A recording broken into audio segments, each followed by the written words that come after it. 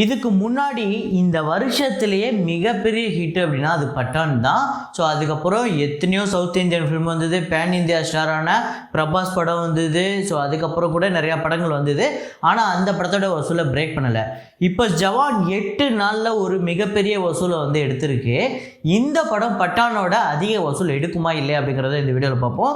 இது மட்டும் இல்லாமல் 8வது நாள் வசூல் எவ்வளோ, இதுவரையும் 8 நாள் உலகம் முழுக்க எவ்வளோ வசூல் பண்ணியிருக்கு, அப்புறம் வந்து ஒவ்வொரு கண்ட்ரிலையும் வந்து எவ்வளோ வசூல் பண்ணியிருக்கு, ஒவ்வொரு ஸ்டேட்லையும் எவ்வளோ வசூல் பண்ணியிருக்குங்கிறத தெளிவாக பார்க்க போகிறோம். அப்புறம் ஜவான் பட்டான் இந்த 2 படத்தோட வசூலையும் 8வது நாள் வசூலை வந்து அதாவது 8 நாள் டோட்டல் வசூலை வந்து நம்ம கம்பேர் பண்ணி பார்க்க போகிறோம். ஸோ இது இல்லாமல் இன்னும் சில படங்களோட வசூலையும் பார்க்க போகிறோம். அப்புறம் இன்றைக்கி வந்து பி வாசு அவர்களோட பிறந்த நாள். ஸோ ஒரு மிகப்பெரிய டைரக்டர் தான், தொடர்ந்து பெரிய ஹிட்டு கொடுத்த ஒரு டைரக்டர். அவரோட ஒரு முக்கியமான ஒரு மிகப்பெரிய ஹிட்டான ஒரு படம் வால்டர் வெற்றிவேல். ஸோ சத்யராஜ் அவர்களோட படம். அந்த படத்தோட பட்ஜெட் என்ன, வசூல் என்ன, ஷேர் என்ன அப்படிங்கிறத இந்த வீடியோவில் பார்ப்போம். இது இல்லாமல் ரொம்ப நாளாக நம்ம சேனலில் தடையற தாக்க அந்த படத்தோட வசூலை சொல்லுங்கள் அப்படின்னு சொல்லியிருந்தாங்க. மகிழ் திருமணியோட படம். அந்த படத்தோட பட்ஜெட் என்ன, வசூல் என்ன, ஷேர் என்ன அப்படிங்கிறத பார்ப்போம். ஸோ வீடியோக்குள்ளே போகிறதுக்கு முன்னாடி நம்ம சேனலை நீங்கள் சப்ஸ்கிரைப் பண்ணல அப்படின்னா பண்ணிவிடுங்க. பக்கத்தில் இருக்க பெல் ஐக்கனோட ப்ரெஸ் பண்ணிவிடுங்க. வாங்க வீடியோக்குள்ளே போகலாம். நேற்று வீடியோவில் நான் ஒரு ஃப்ரேம் ஒன்று வச்சுருந்தேன். அதை நிறைய பேர் கரெக்டாகவே கெஸ் பண்ணியிருந்தீங்க. அது என்ன ஃப்ரேம், என்ன படம் அப்படிங்கிறத பார்த்துட்டு வாங்க.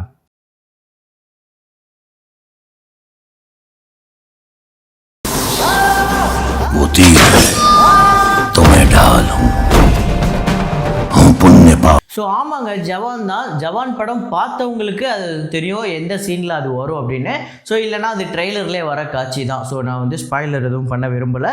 ஸோ இதை கரெக்டாக கண்டுபிடிச்ச முதல் 5 பேர் யார் அப்படின்னு பார்த்தீங்கன்னா திருப்பதி திம்மராயன், அப்புறம் ஜெகன், அப்புறம் ஸ்ரீ நவீன் அப்படிங்கிறவர், அப்புறம் அபிலாஷ், அப்புறம் இன்னொருத்தர் யூசர் இருக்கார், அவர் பேர் தெரில. ஸோ உங்கள் பேர் வந்து யூசர்னு நீங்கள் வச்சுருக்கீங்க உங்கள் ஐடினா உங்கள் நேமை போடுங்க, அப்போ தான் நான் சொல்ல முடியும். ஸோ இந்த 5 பேர் தான் வந்து கரெக்டாக கெஸ் பண்ணியிருக்காங்க, முதல் 5 பேர். ஸோ இன்றைக்கான ஃப்ரேமை பாருங்கள், கெஸ் பண்ணுங்கள்.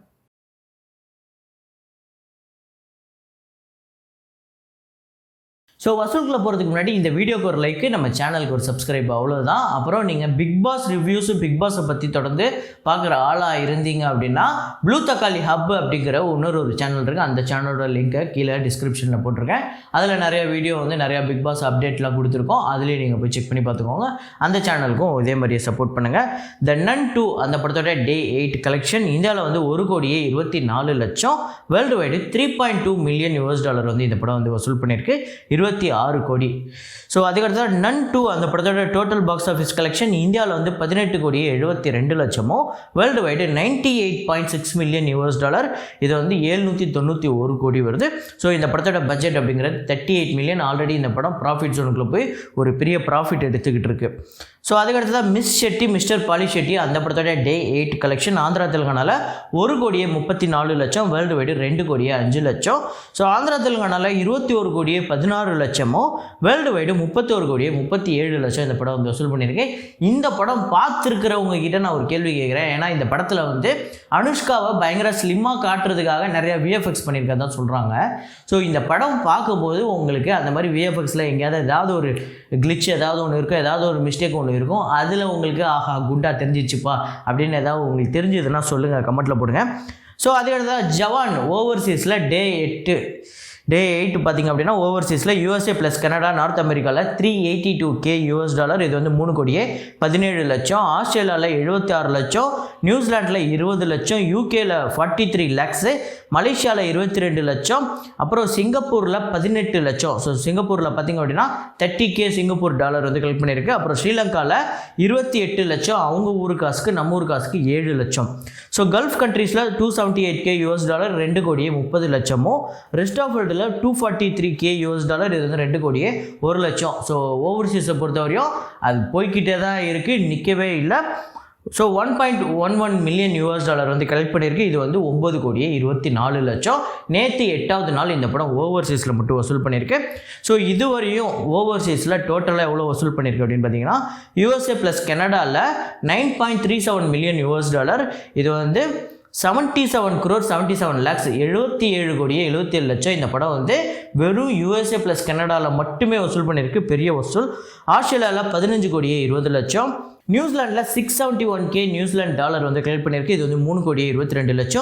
யூகேல 1.5 மில்லியன் யூகே பவுண்ட்ஸ் வந்து கலெக்ட் பண்ணியிருக்கு. இது வந்து 15,61,00,000. மலேசியாவில் 2.7 மில்லியன் மலேசியன் ரிங்கிட். இது வந்து 4,89,00,000.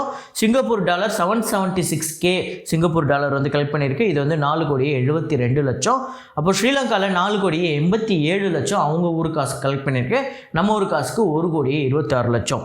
ஸோ கல்ஃப் கண்ட்ரீஸில் 8.54 மில்லியன் டாலர். இது வந்து 70,92,00,000.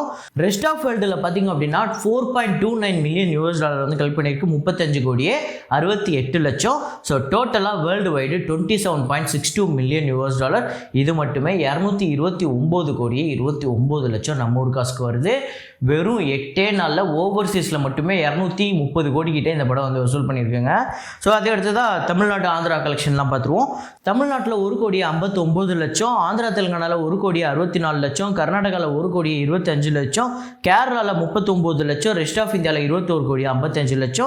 டோட்டலாக இந்தியா முழுக்க இந்த படம் 26,42,00,000 வந்து வசூல் பண்ணியிருக்கு. ஓவர்சீஸில் 9,38,00,000. ஸோ நேற்று மட்டும் இந்த படம் வந்து 35,80,00,000 வந்து வசூல் பண்ணியிருக்கு வேர்ல்டு வைடு. ஸோ இதுவரையும் ஜவான் டோட்டல் கலெக்ஷன் தமிழ்நாட்டில் 34,66,00,000, கர்நாடகாவில் 40,19,00,000, ஆந்திரா தெலுங்கானாவில் 36,33,00,000, கேரளாவில் 11,84,00,000, ரெஸ்ட் ஆஃப் இந்தியாவில் 342,30,00,000. டோட்டலாக இந்தியா முழுக்க இந்த படம் வந்து 465,32,00,000 இந்த படம் வந்து வசூல் பண்ணியிருக்கு. ஓவர்சீஸில் இந்த படம் 229,29,00,000. ஸோ டோட்டலாக வேர்ல்டு வைடு 8 நாள் வசூலுங்கிறது 694,61,00,000.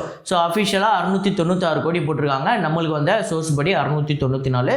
ஸோ ஒரு மிகப்பெரிய வசூலுங்க இது. ஸோ இப்போ ஜவானோட ஷேர் டீட்டெயில்ஸ் பார்ப்போம். ஸோ பட்ஜெட் அப்படிங்கிறது 300 கோடி.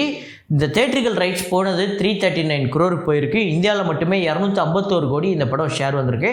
251,27,00,000. ஸோ அப்புறம் ஓவர்சீஸில் 94 கோடி ஷேர் வந்திருக்கு.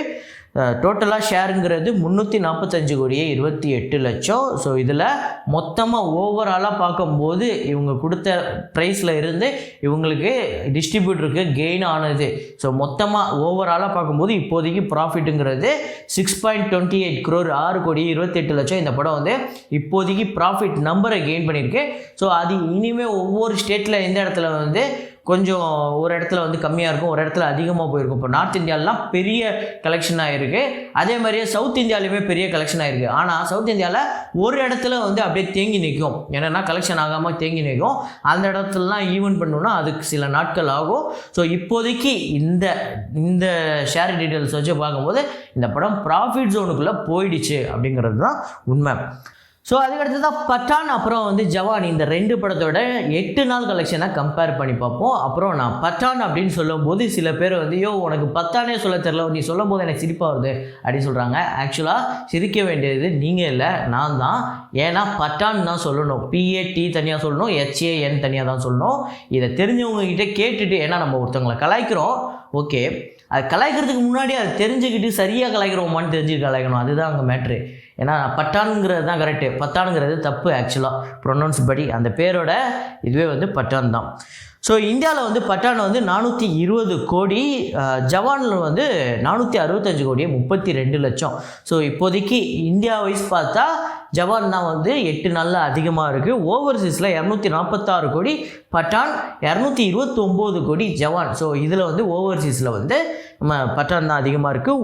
வேர்ல்டு வைடு 666 கோடி பட்டான், ஜவான் வந்து 694 கோடியே 61,00,000 இந்த படம் வந்து 8 நாள் வசூல். ஸோ வேர்ல்டு வைடாக பார்க்கும்போது ஜவான் அதிகமாக இருக்குது. அதுக்கு முக்கியமான இன்னொரு ரீசன், இந்த படம் சவுத் இந்தியாவில் பெரிய அளவுக்கு போயிருக்கு, அதுதான். So south Indian Stars, south இந்தியாவில் இருக்கக்கூடிய பெரிய டைரக்டர் ஒருத்தர் அங்கே அந்த படத்தில் இருக்கார். அதே மாதிரியே இங்கே இருக்கக்கூடிய பெரிய ஆக்ட்ரஸ்ஸு, அதில் இருக்கக்கூடிய ஒரு வில்லனுமே வந்து சவுத் இந்தியாவுக்கு ரொம்ப பழக்கப்பட்ட ஒரு கதாநாயகன். ஸோ அதுதான் முக்கியமான ரீசன். ஸோ இந்த படம், இந்த பட்டான் அப்படிங்கிற படத்தோட அந்த 1,050 கோடி கலெக்ஷனை பிரேக் பண்ணுமா அப்படின்னு கேட்டிங்கன்னா இந்த பட்டான் அப்படிங்கிற படமே 27வது நாள் தான் இந்த 1000 கோடியை வந்து பிரேக் பண்ணிச்சு. ஸோ கண்டிப்பாக இப்போ போகிற கலெக்ஷன் வைஸ் பார்த்தா கண்டிப்பாக இந்த படம் வந்து பிரேக் பண்ணிடும். ஏன்னா அடுத்து வந்து ஹிந்தியில் பெரிய படம் இந்த இப்படி ஷாருக், சல்மான் கான், ரித்திக் அந்த மாதிரி சொல்கிற அளவுக்கு பெரிய படம் எதுவும் இப்போ வரப்போகிற நாட்களில் இல்லை. அதனால் இப்போதைக்கு ஜவான் தான் அங்கே ரூல் பண்ண போகுது. இங்கே மட்டும் இல்லை, ஓவர்சீஸ்லையுமே அந்த படம் தான் ரூல் பண்ண போகுது. ஸோ அதை பற்றி நீங்கள் என்ன நினைக்கிறீங்க? இந்த படம் லைஃப் டைம் கலெக்ஷன் எவ்வளோ எடுக்கும் அப்படின்னு நீங்கள் நினைக்கிறீங்க அப்படிங்கிறத கமெண்ட்டில் போடுங்க. ஸோ அதுக்கடுத்து தான் நான் சொல்லியிருந்தேன் தடையற தாக்க அந்த படத்தோட வசூலை சொல்கிறேன் அப்படின்னு சொல்லிட்டு. ஸோ ரொம்ப நாளாக ஒரு நண்பர் கேட்டிருந்தாரு. மகிழ் திருமேனி அதுக்கு முன்னாடியே ஒரு படம் எடுத்திருக்காரு. அந்த படம் ஒரு அட்ரஸ் இல்லாத ஒரு ஃப்ளாப்பான படமாக அமைஞ்சுது. அப்புறம் அவர் அருண் விஜய் கூட சேர்ந்து ஒரு படம் பண்ணி 2 பேருக்குமே, அதாவது அருண் விஜய் வந்து பார்த்திங்க அப்படின்னா நான் பிரியம் காலகட்டத்திலேருந்து பார்த்துக்கிட்டு இருக்கேன். அவர் நடிச்சுக்கிட்டே இருப்பார்.